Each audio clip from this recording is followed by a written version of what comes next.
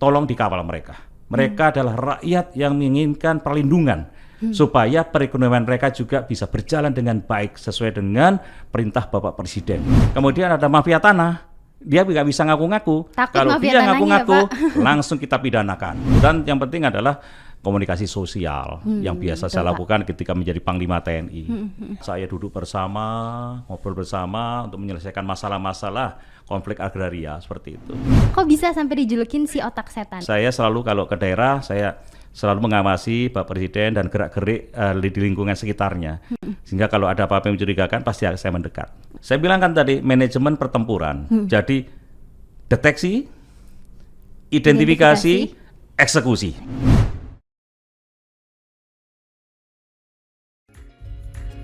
Bincang-bincang seru di podcast Kabinet dan Setcap, mari dengarkan diskusi hangat dan beraya. Halo kawan Kabinet, ketemu lagi di Podcaps, podcast Kabinet dan Sekretariat Kabinet. Saya Nadira dari Sekretariat Kabinet yang akan menjadi host kamu pada episode Podcaps kali ini. Untuk kawan kabinet yang mungkin belum tahu apa sih Podcaps itu, jadi Podcaps adalah podcast resmi Sekretariat Kabinet yang berisi ngobrol-ngobrol dan diskusi tentang berbagai topik, mulai dari kebijakan pemerintah, hot issue yang sedang berkembang di masyarakat, sampai profil para menteri, yang tentunya dikemas dengan penyampaian yang ringan dan santai. Nah, hari ini tamu saya adalah sosok yang sangat spesial. Kisah perjalanan hidupnya juga gak kalah spesial kawan kabinet. Beliau memulai karirnya di TNI Angkatan Udara sampai mendapuk pucuk pimpinan TNI tertinggi sebagai Panglima TNI pada tahun 2017 sampai dengan tahun 2021. Nah, baru-baru ini beliau dilantik sebagai salah satu menteri di Kabinet Indonesia Maju. Semua pencapaian hidupnya ini ternyata gak didapatkan dengan mudah loh kawan kabinet, tapi melalui proses yang berliku-liku dan juga jatuh bangun. Pasti pada banget udah gak sabar kan dengar ceritanya langsung? Kita sambut aja ya Menteri Agraria dan Tata Ruang atau Kepala BPN Bapak Hadi Cahyanto.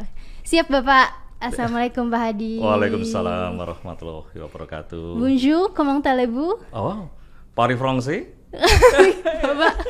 Nah, tapi saya nggak bisa balasnya lagi nih Pak. Berarti Bapak bisa bahasa Perancis ya Pak? Iya, bisa bahasa Perancis. Tapi kalau bahasa Perancis, je parle français mais beaucoup de oublié. Jadi saya bicara bahasa Perancis tapi sudah banyak yang lupa. Oh gitu Pak. Iya. Tapi masih inget dikit-dikit lah ya Pak. Dikit-dikit apalagi sama native kan langsung nyambung. Nah tapi jangan keterusan ngomong bahasa Perancis ya Kenapa? Pak. Karena saya cuma segitu aja bisanya. Cuma bisa greeting aja Pak. Tapi yang jelas saya mau mengajak kawan kabinet untuk mengenal Pak Hadi Cahyanto lebih dekat hari ini.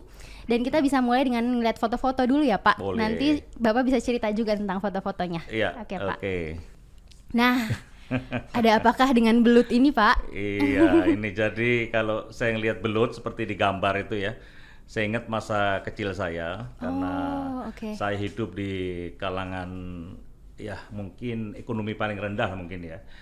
Jadi masa liburan itu nggak saya gunakan untuk bermain, tapi saya dulu kan sekolah sampai dengan hari Sabtu ya. Jadi hari Minggu itu libur, hari Minggu teman-teman yang mungkin punya duit bisa tamasya kemana-mana, saya ke sawah ini mancing belut. Oh mancing belut iya, ya Pak? Mancing belut, iya. Gitu. Apalagi kalau lagi musim hujan, wah luar biasa. Nah kita lihat foto selanjutnya ya Pak. Iya. Wah. Nah, ini tempe mendol ya Pak. Ada apa nih Pak? Ini sebetulnya mendol, ini buat dari tempe ya. Karena ibu saya kalau lagi punya duit itu beli tempe kemudian dimasak dengan bumbu-bumbu dan jadilah mendol ini. Memang kalau dengan mendol itu lebih kalau bahasa Jawa ngiwai. Jadi lebih lebih terasa itu. Jadi gitu, hanya dengan nasi anget kemudian dikasih mendol, wah seperti kita makan di restoran yang nomor 1 gitu. Tempe mendol ya Pak? Mendol iya. khas Malang ya itu Pak? Itu khas Malang, Okay. iya. Nah ini ada foto selanjutnya. Ini foto keluarga Bapak ya Pak? Ya, ini momen ketika saya baru saja mendapatkan amanah menjadi Panglima TNI. Baik, itu Pak. ada anak saya yang pertama yang perempuan, kemudian anak nomor 2 yang laki-laki sebelah kiri itu, dan itu cucu saya. Nomor 1 cucu saya. Yang anak Bapak yang laki-laki ini juga di TNI AU sekarang ya Pak? Iya, di TNI AU dan sama profesinya seperti saya di TNI Angkatan Udara sebagai penerbang. Oke, ini Bapak kelihatannya sangat dekat sekali dengan keluarga gitu ya Pak, melibatkan keluarga gitu untuk dalam setiap kesempatan gitu ya Pak. Ya, itu bagian dari hiburan saya setiap hari. Ketika capek gitu saya langsung ketemu cucu, sudah capeknya hilang. Oh, capeknya hilang ya Pak. Jadi udah kepikirannya main sama cucu aja jadinya ya Pak. Iya betul sekali. Menyenangkan hati. Iya. Nah sekarang ini ada foto selanjutnya, ini kedua orang tua Pak Hadi ya Pak? Ini bapak saya sama ibu saya. Iya, Bapak bagaimana sih Pak kedekatannya dengan keluarga, dengan khususnya dengan kedua orang tua ya Pak? Ya, karena kita lihat orang tua saya ini adalah bagian dari yang membesarkan saya sehingga saya bisa menjadi seperti ini. Ya, karena prihatin terutama bapak dan ibu saya, sehingga saya benar-benar hormat kepada kedua orang tua saya. Saya tidak pernah sedikit pun membantah.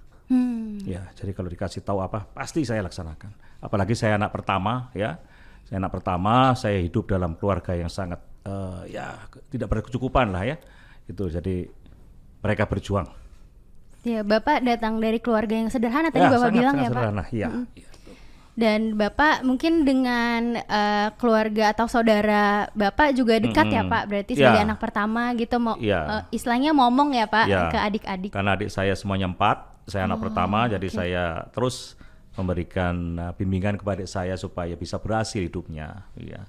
Keren Bapak. Nah ini selanjutnya ada foto dengan ini ketika saya baru pensiun, saya menemuin bapak saya, kemudian saya ajak jalan-jalan. Ini kan kelihatan saya model anak muda ya. Terus bapak saya kan selalu rapi dari dulu. Pakai jas gitu ya Pak? Iya, padahal mau saya ajak jalan-jalan pakai jas. Ya akhirnya saya ajak jalan-jalan, senang. Ini momen yang tidak bisa saya lupakan karena pada waktu itu usia bapak saya sudah menuju ke 86 tahun. Oh baik Bapak. Ya. Dan memang ya tadi dari cerita Pak Hadi saya dengar berarti keluarga atau kedua orang tua Pak Hadi ini sangat berjuang gitu ya Pak? Wah luar biasa ya, karena survive untuk bisa menghidupi anak-anaknya yang kelima, 5 orang, sedangkan dari gajian seorang prajurit, dan pada waktu itu memang ya ada sedikit terlilit hutang lah ya. Oh gitu. Ya Pak. Sehingga gaji dan semuanya itu sudah seperti milik yang menghutangi ke saya.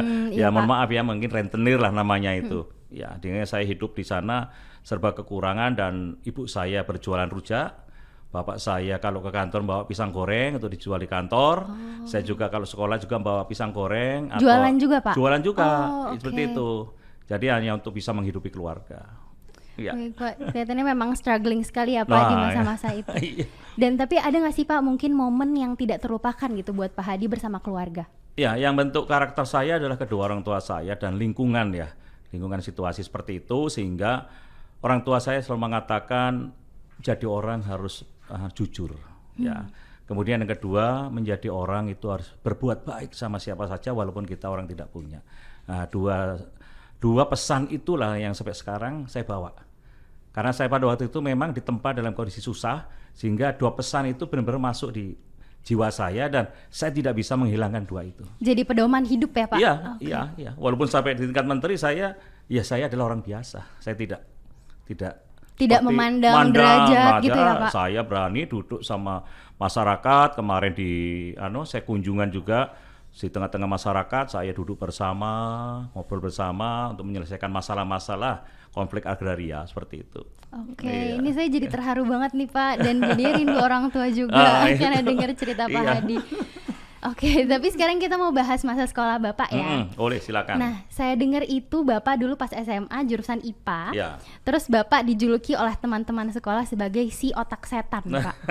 Nah, itu gimana ceritanya sih Pak? Kok bisa sampai dijulukin si otak setan? Ya, jadi berangkat dari situasi ekonomi yang kurang ya, sehingga teman-teman saya kalau belajar dia memiliki literatur yang banyak. Karena apa? Punya duit sehingga dia beli. Nah, saya bagaimana caranya juga bisa mengetahui literatur itu tanpa saya memiliki buku, sehingga saya main ke rumah teman, belajar bersama, dia baca saya dengarkan, dia ngobrol saya dengarkan, ya kan? Apalagi ada pelajaran yang sangat susah pada waktu itu kan kimia ya. Kimia harus menghitung dan sebagainya. Sama, saya juga ngerasa kimia susah banget Pak. Itu seperti itu. Saya ngelihat bagaimana rumusnya, dan harus beli tabel itu kan yang kimia. Oh iya, tabel periodik ya Pak. Periodik. Saya kan nggak bisa. Ya akhirnya saya gambar sudah saya ingat-ingat. Sendiri ya, Pak? Saya ingat-ingat. Oke. Nah, di sekolah setiap ujian saya nilainya selalu bagus. Lah, yang punya buku itu selalu di bawah saya. Nah, gitu, teman-teman saya bilang, wah dasar kamu otak setan. Nah, itu akhirnya terkenal otak setan. Padahal sebetulnya ya kepingin dengarkan, belajar. Jadi mereka menganggap bahwa tanpa buku kok bisa. Dia tidak tahu kalau saya itu adalah orang yang senang mendengarkan.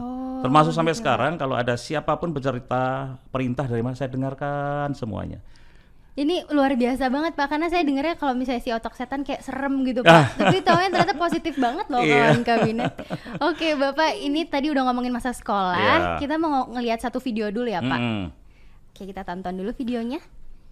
Saya meresmikan pesawat N219 sebagai pesawat Nur Tanyo. Assalamualaikum warahmatullahi wabarakatuh.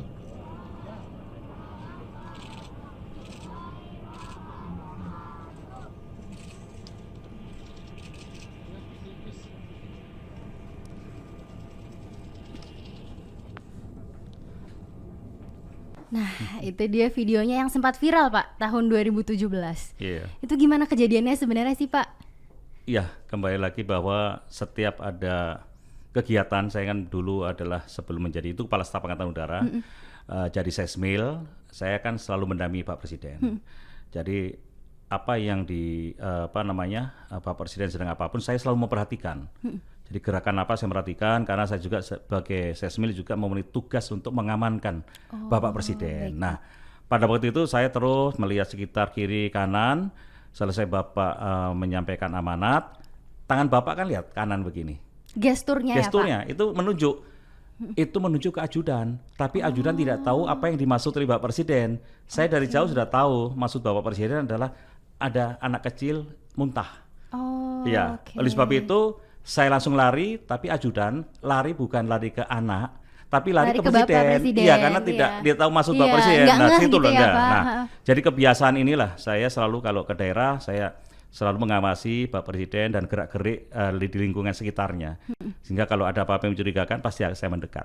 Oke, ini kalau saya tangkap Bapak itu berarti bisa melihat atau memahami gestur pimpinan dengan sigap seperti gitu ya itu, Pak? Kira-kira. Karena Bapak langsung sigap, datang langsung menggendong anak tersebut gitu ya Pak? Oke. Nah Pak, ini kalau kita ngomongin tentang tahun 2021 kemarin, Bapak ini ditunjuk oleh Bapak Presiden sebagai Komandan Lapangan di MotoGP Mandalika. Dan ini acara yang begitu megah dan keberhasilan penyelenggarannya ini ya semacam menorehkan tinta emas gitu Pak untuk Indonesia. Saya mau ngucapin selamat dulu nih Pak. Terima untuk kasih Bapak. banyak Dira. Ya, dan kemudian Bapak juga punya peran penting tentunya di acara tersebut. Tapi ada nggak sih Pak mungkin satu momen yang menurut Bapak tidak terlupakan selama menjadi komandan acara tersebut? Iya, memang ada satu momen yang saya tidak lupa ketika pada hari H sebelum Bapak Presiden datang, pagi-pagi saya sudah di lapangan. Ngecek, kebetulan saya sudah tahu kira-kira yang akan terjadi permasalahan adalah di parkir timur atau parkir barat. Tapi pada waktu itu memang masuk dalam perhitungan saya adalah parkir timur. Kemungkinan akan terjadi jam. Oh, sudah ada prediksi ya Pak? Prediksi, karena saya di sana udah 3 bulan, kira udah tahu. Ketika saya menuju ke sana benar terjadi crowded. Jadi stuck gitu ya Pak? Nah, disitulah saya langsung turun, kemudian ngajak anggota saya pada waktu itu, yang ikut saya untuk mengatur lalu lintas di situ. Bapak ikut turun juga turun. Pak? Tapi kan tidak ada mic, bagaimana? Ternyata di mobil saya itu ada alarm yang bisa kita gunakan untuk pengeras suara. Sehingga di situ kebetulan supir saya juga langsung turun, memerintahkan maju, hop. Nah itu saya ketawa. Waduh, ini kesan yang benar-benar tidak bisa saya lupakan. Saya turun, ngajak anak buah, langsung ngatur lalu lintas dan kami bersyukur lalu lintas semuanya bisa berjalan dengan lancar. Alhamdulillah ya Pak, jadi lancar lagi. Nah ini ya Pak, ada beberapa foto-fotonya Bapak ada di MotoGP Mandalika sebagai komandan lapangan. Dan ini terlihat ceria sekali nih Pak, di sini sedang Ya dengan Pak Kapolda ini, Iya, kemudian Pak Kapolda. Kadisub, karena ini sudah kurang lebih 2 minggu sebelum hari H, saya ngecek di lapangan, semuanya berjalan lancar sesuai dengan skenario saya. Iya. Jadi saya ketemu mereka, saya senang. Mudah-mudahan 2 minggu lagi apa yang kita rencanakan ini bisa berjalan dengan lancar. Alhamdulillah, Dan saya ya, sudah Pak. tahu kira-kira akan terjadi apa, itu sudah tahu karena berdasarkan simulasi-simulasi. Sudah ada prediksi-prediksi Iya, sebelumnya iya, gitu seperti ya Pak. itu. Oke. Nah Bapak, sekarang kita mau bahas peran Bapak sebagai menteri. Pada tanggal 15 Juni kemarin, Bapak ditunjuk atau dilantik oleh Bapak Presiden Jokowi sebagai Menteri Agraria dan Tata Ruang atau Kepala BPN, Iya. Pak. Dan ini mungkin amanah baru, jabatan baru yang berbeda dengan karir militer Iya, Bapak betul sebelumnya. sekali. Walaupun sama-sama mengabdi untuk bangsa dan negara ya Pak. Iya. Dan saya ingin tahu bagaimana sih Pak kesan Bapak saat ditunjuk oleh Bapak Presiden Jokowi sebagai Menteri ATR atau Kepala BPN ini? Ya ketika itu saya H-1 sebelum dilantik, Spri telepon saya ketika itu jam 17 kurang 10, saya ingat saya sedang olahraga. Oh, Dan oke. Bapak masih jogging. inget jamnya ya Pak? Iya, setelah itu ada berita masuk, saya lihat loh kok dari Spri Presiden, saya tanya, oke. kalau bisa 17.30 sudah di istana karena harus menghadap Bapak. Jadi sisa waktu kurang lebih 30 menit, saya langsung pakai baju, ngebut masuk istana. Di sini ditanya wartawan, Bapak mau jadi menteri? Oh saya nggak tahu, saya kaget ini mau dipanggil presiden, saya nggak tahu mau jadi apa. Wartawan udah bertanya-tanya Iya ya Pak? bertanya-tanya, saya terus terang nggak tahu. Nah, ketika disampaikan, diterima oleh Pak Presiden dan disampaikan akan mendapatkan jabatan baru sebagai Menteri ATR dan Kepala Badan Pertanahan Nasional. Saya mengucapkan terima kasih dan langsung tercetus. Wah ini ilmu baru Pak Presiden, langsung begitu. Presiden menyampaikan, loh pengalaman Panglima TNI lah yang nanti bisa dibawa ke sana karena biasa di teritorial dan kalau bikin laporan selalu detail permasalahan-permasalahan di lapangan. Nah itu kira-kira yang pertama kali saya sampaikan kepada Pak Presiden sebelum dilantik. Oh baik Pak. Dan saya ingat setelah pelantikan kemarin itu Bapak Presiden menyampaikan bahwa pengangkatan menteri baru ini berdasarkan pengalaman, rekam jejak dan juga skill manajerial begitu Pak. Ada nggak sih Pak mungkin pesan khusus dari Bapak Presiden mengenai amanah ini sebagai Menteri ATR atau Kepala BPN gitu Pak? Dan mungkin apakah Bapak punya strategi untuk menindaklanjutinya? Ya memang perintahnya adalah yang pertama agar program PTSL sertifikat ini dilanjutkan sesuai dengan target 126 juta. Saat ini sudah terrealisasi sebanyak 80 juta. Oke. Kemudian yang kedua adalah menyelesaikan konflik agraria, ya, dan yang ketiga adalah menyelesaikan tata ruang IKN di Balikpapan. Oke. Ada 3 itu ada ya Pak? 3, berarti? ya. Tapi saya langsung bilang, ini saya kira mudah dengan manajemen pertempuran, manajemen perang itu. Kalau manajemen perang kan ada deteksi, identifikasi, eksekusi. Oh, Nah itu baik, sudah Pak. kemarin dalam 1 minggu sudah saya laksanakan dan di 3 tempat semuanya berjalan normal dan selesai masalah di daerah. Mantap Bapak. Itu berarti menggunakan skill Bapak tadi di militer itu ya Pak? Ya, saya harus melihat situasinya, saya pelajari, saya masuk dari mana, seperti itu. Dan yang penting adalah komunikasi sosial yang biasa betul, saya Pak. lakukan ketika menjadi Panglima TNI. Ini kalau kita lihat foto Bapak terlihat semangat sekali nih Pak saat pelantikan. Ya. Kayaknya optimis sekali gitu Pak. Iya, kebetulan ada teman-teman juga dari media. Ketika saya dilantik menjadi Panglima TNI dengan gestur yang sama seperti ini. Oh. Iya, jadi seperti setting saja padahal enggak. Padahal enggak sadar juga ya, Pak. Karena saya kalau disapa wartawan itu selalu angkat 5 jari atau seperti ini. Oh, oke. Itu seperti kebiasaan kalau di TNI Angkatan Udara sebelum terbang, begitu semua selesai kan pasti kasih kode thumb up. Sebelum terbang gitu ya Iya. Pak. Oh, oke. Bapak ada nggak sih pengalaman saat Bapak pertama kali dilantik menjadi Menteri ATR atau Kepala BPN ini yang tidak terlupakan Pak?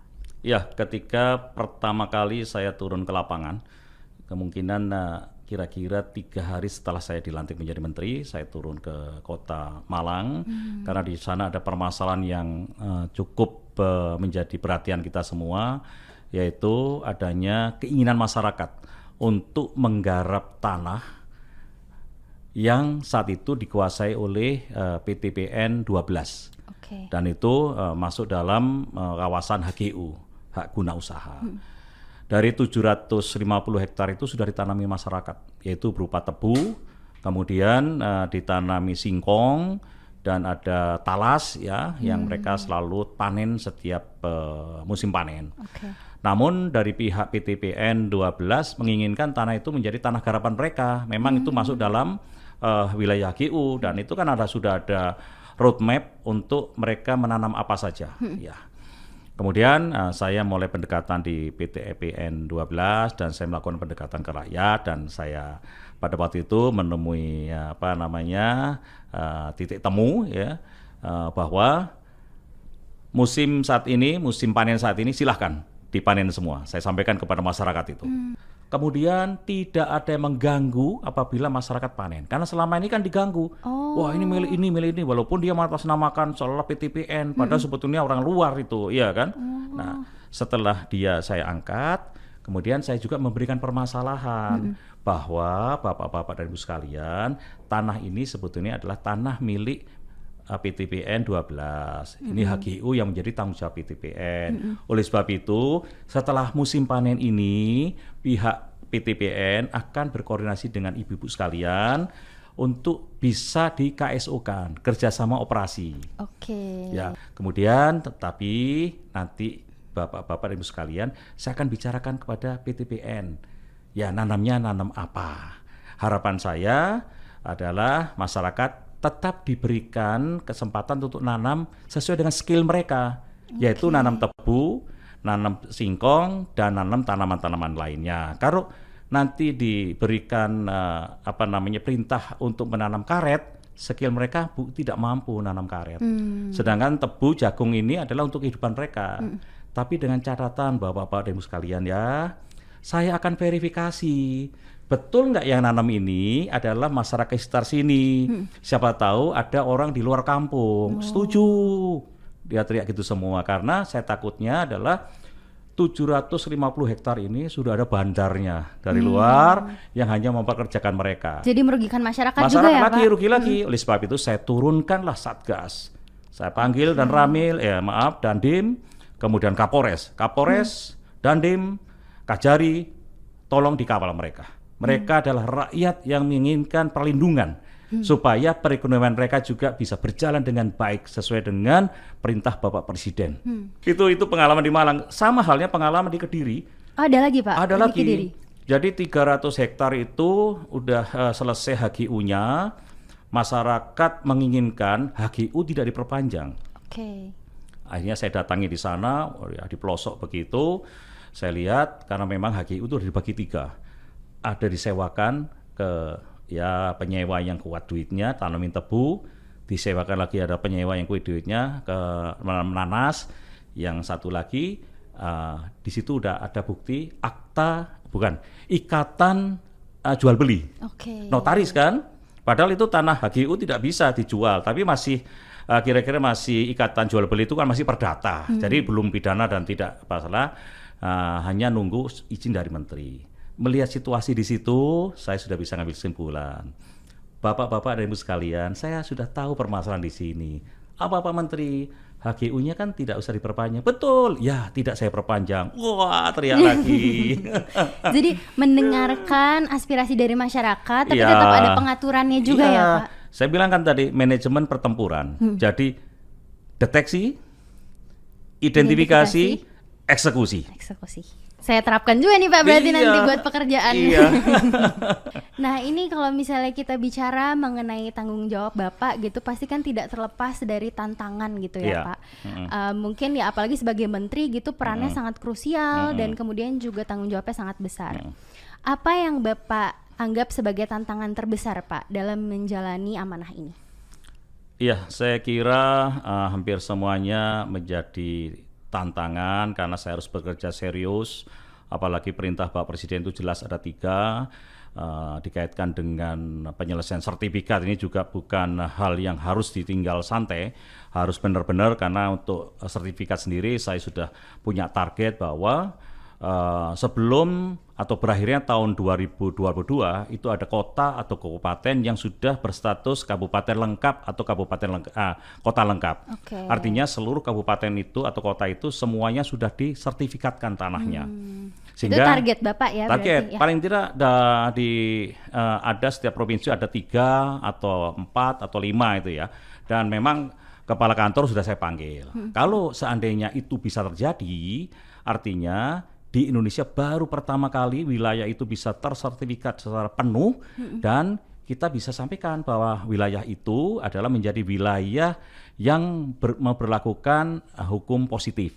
Artinya apa? Hukum positif, ketika ada investor datang, tenang, karena semua sudah tersertifikat dengan baik, aman. Ya, kemudian ada mafia tanah, dia nggak bisa ngaku-ngaku. Kalau dia ngaku-ngaku, langsung kita pidanakan.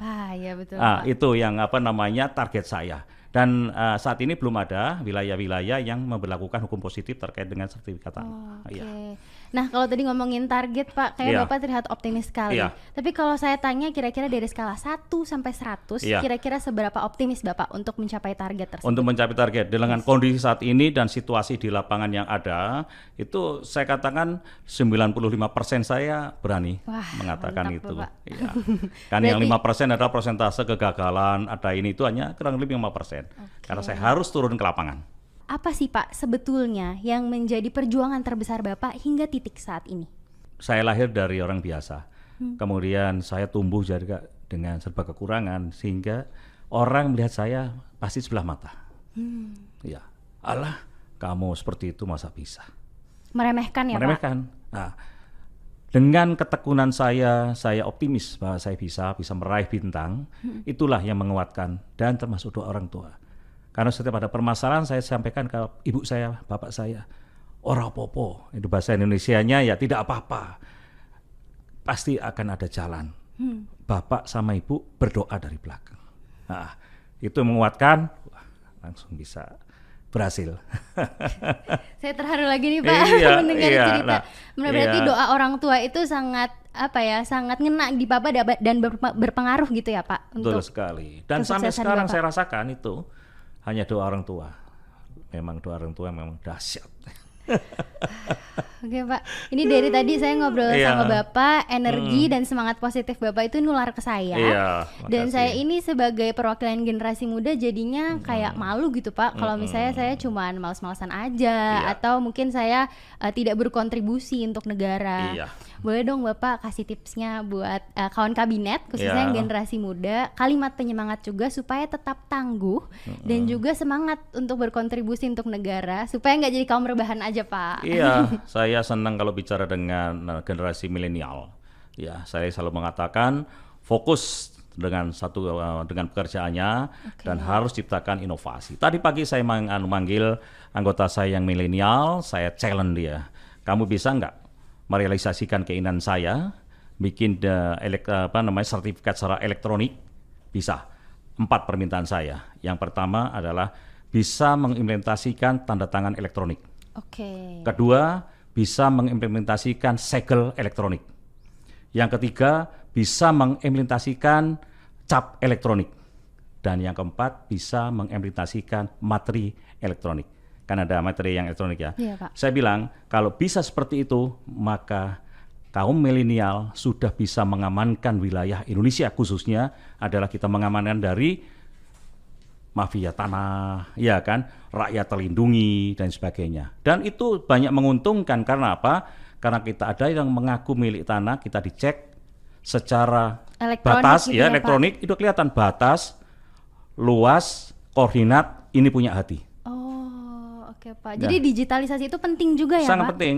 Sehingga begitu dicek lagi, benar punya hati, iya, mana orangnya? Ini Pak Seadi, dicek.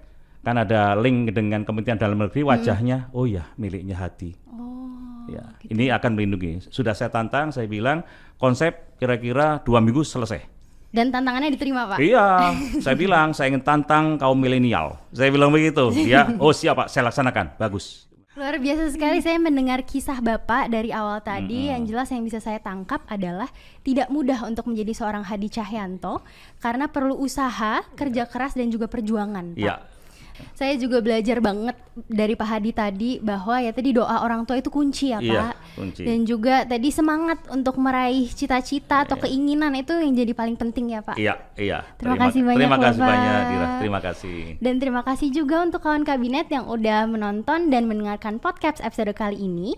Mungkin bagi kawan kabinet yang punya ide atau saran ada topik apa atau bintang tamu siapa yang bisa diundang ke podcast episode selanjutnya, boleh banget langsung aja tulis di kolom komentar di bawah ya.